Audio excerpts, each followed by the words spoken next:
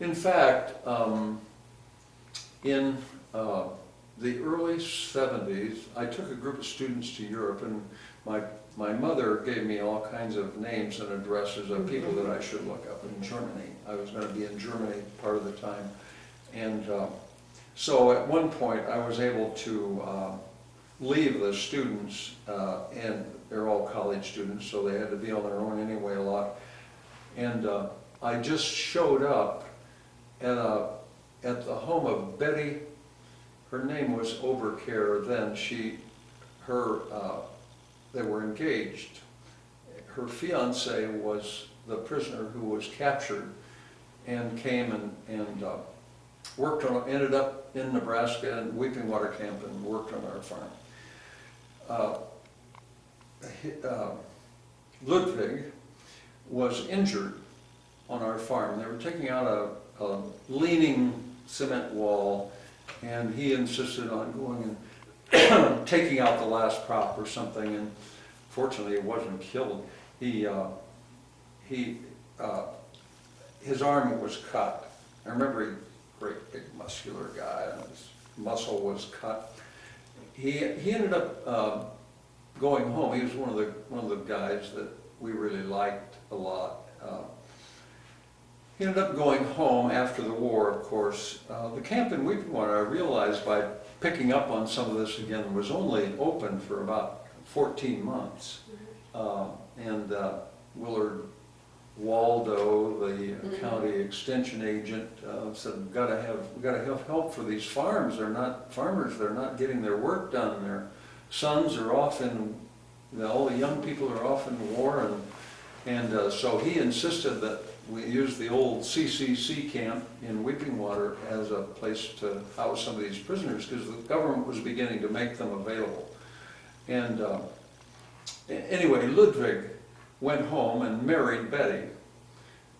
They had a son that they named after my dad, Ludwig Harold, or Harold, something Harold, wasn't, I think it was Ludwig.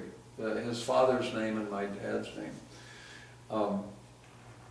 Then, not too long after that, Ludwig died. He got cancer, and Betty remarried. So, 28 years later, I show up on her doorstep, and she doesn't know I'm coming. I didn't know for sure whether I was going to get away to be able to go to her, to look her up. But she was one of the addresses, and after the war, my parents had kept in contact with lots, sent so many things, we sent so many things, we had our own care program going. And I remember tying the boxes. You weren't supposed to send anything new, but my mother would buy new shoes, and we, as little kids, we'd walk around the kitchen and scuff them up a little bit so they weren't new. And she kept, I wish I had her notebook, she kept little notebooks, spiral notebooks, with all the things that she sent. And then I, as a little kid, you know, what can you do? But I helped tie the strings, you know, you wrap the strings around, and then you tie them at the intersections and so forth, Yeah. and I could do that. I remember And that. they were so grateful. The people were, I mean, I have a whole stack of letters that my dad had kept. He had a whole shoebox full when he died of letters between those prisoners of war and their families and us after the war. I mean, some of them were just pleading for things, saying we've eaten all the animals, you know, there's not food enough, we think we're going to die. So Betty, in I think it was 1972, met me at the door. I just went to the railroad station and got a taxi and said, take me to this address. I didn't know, you know, I was naive. I didn't know whether I was going to be able to see anybody or not. So I knocked on the door, and her 16-year-old daughter came to the door. This is a daughter of her second marriage, her youngest child. And I tried to explain who I was and my very broken, almost grotesque German. And she didn't have really very much English either, so we couldn't. So she ran right back in the house and got her mother. And her mother was about as dumbfounded as her daughter, and then I mentioned my name. And she threw her arms open, grabbed a hold of me and pulled me into the house. And I had to have, I had to eat. Yep. And she had to show me things, and she spoke no English at all, and I spoke a little bit of German, but you can understand each other. But on her buffet was a picture of my family. And it was, like I say, it was nearly 3 decades Wow. from the time that we had done that. But they were grateful. They were tremendously grateful.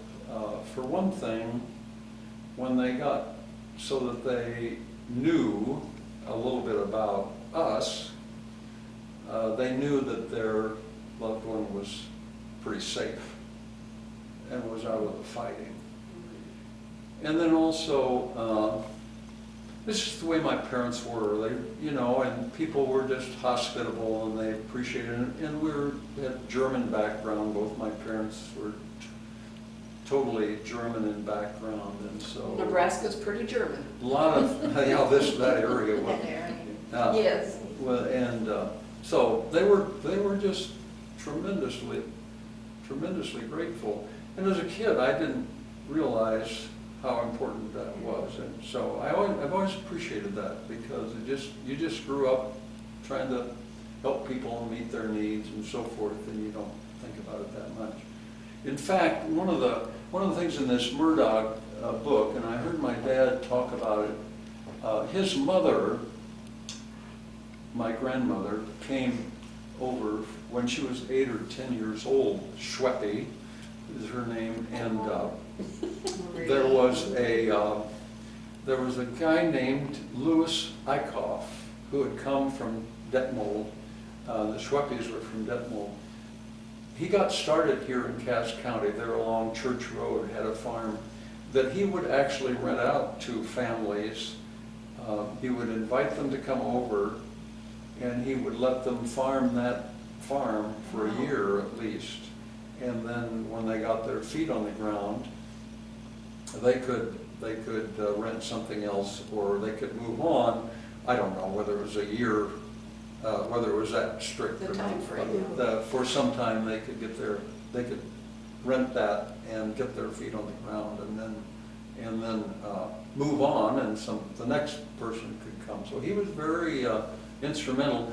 He, Eichhoff, and my grandmother's family were charter members of our little church, which was just down the road. And speaking of our schoolhouse project, the Dutch Academy School along Church Road was a place where my grandmother went to school when she came. Dutch, being German. That's it. And our church, the church was all in German too. The worship was in German. In fact, that's one of the things that kept the Evangelical and United Brethren churches from merging with the Methodist Church earlier. They were very similar in background and theology, but the Methodists had gone to English, and our diehard German family wanted to stay with the German. They did for a long time. In fact, when I was a kid, we always had prayer meeting on Wednesday nights, and my grandfather always prayed in German. I couldn't understand him, except I knew he was saying the same thing every Wednesday night. So I got used to it. Did that end with World War I? No, if you remember it. Yeah, That's what most of the churches went after World War I. Yeah, the German speaking, when they Yeah. didn't want to show That's that. interesting. So it was pretty, Yeah, that it was. Obviously, that was after, with your birth year is 39. So, anyway. So that church, is that still standing? No. I didn't think so. No, I think it was in, it was really early, maybe in late 70s, or it was in the 80s, I think, when the congregation got to be quite small, and it was a sister church to the one in Murdoch in town, and so it merged with the town church. The cemetery is there, and a lot of my family and the people who were around during that time are Neighborhood. buried there. What is the name of it? Emmanuel Cemetery. Evangelical United Brethren, and the cemetery is called Emmanuel Evangelical Cemetery, Okay. 334th Street and Church Road. And where did you go to grade school? You and your brother and sister? I went to Murdoch the whole time. I was just 2.5, our farm was just 2.5 miles out of Murdoch. My dad, who lived just a little ways away, went to the Grand Prairie School on Highway 1 and 346th Street, I think. And then he actually went to high school in Murdoch too, and graduated, I think at 16. He was really, really young when he graduated, and played basketball for one of the early teams at Murdoch High School. We have a wonderful picture of him and his coach. There's a Went and Stock, of course, some Stocks on that team, I think. And he always was kind of excited about that he had played basketball.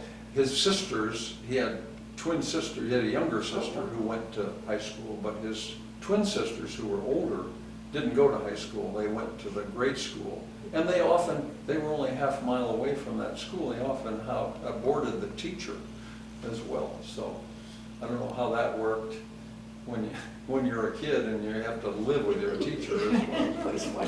Well, houses were big enough. Sure, there's some then. issues. And that happened a great deal. Oh, it did. Oh, yeah. It did. My grandmother did. There must be some issues there, with the, but that school, I remember going to that school. My cousins went to it, some of the older kings, and I loved to go to their Christmas programs. I had a niece and nephew who went to the Dutch Academy School as well, because they grew up within that district. I think my brother was on that school board, and they hired teachers, and then when they went to the town school too. I think before they got to the 8th grade, I think they closed the school. They got to be not very many students there. At the Christmas program, you said you'd like to go. Did they distribute the little bags of candy and nuts and orange like they did at churches? They did do something. I remember that practice, especially at our church. Our church, yes. Passed them out. Yeah, after the Christmas. And somebody always had to be on that committee we had a whole bag of nuts and a nice red apple on the top, and a littler bag of candy and so forth. That hard round Yeah. with the little flower in the center. And maybe a few peanut clusters. That was the big treat, as if we were so deprived, but we So- still do that. That was pretty special, actually, too. So anyway, both are. Thank you very much. Yeah. You've had some very interesting stories for us. We had a displaced family when I was in school. It would have been in the kindergarten, 1st and 2nd grade room, and she was a good half a head taller than I am. So I'm sure she was older, but I remember her in the room. Her name was Mary Margill.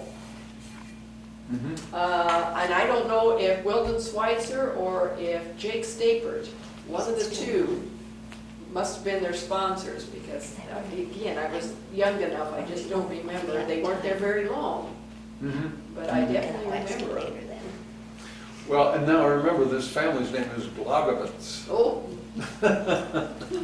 Very good. Wow. Very good. I'm going to shut the camera off now, and we'll see that you get a copy of this, and I'm going to weave some of the pictures of the prisoners of the planes in here.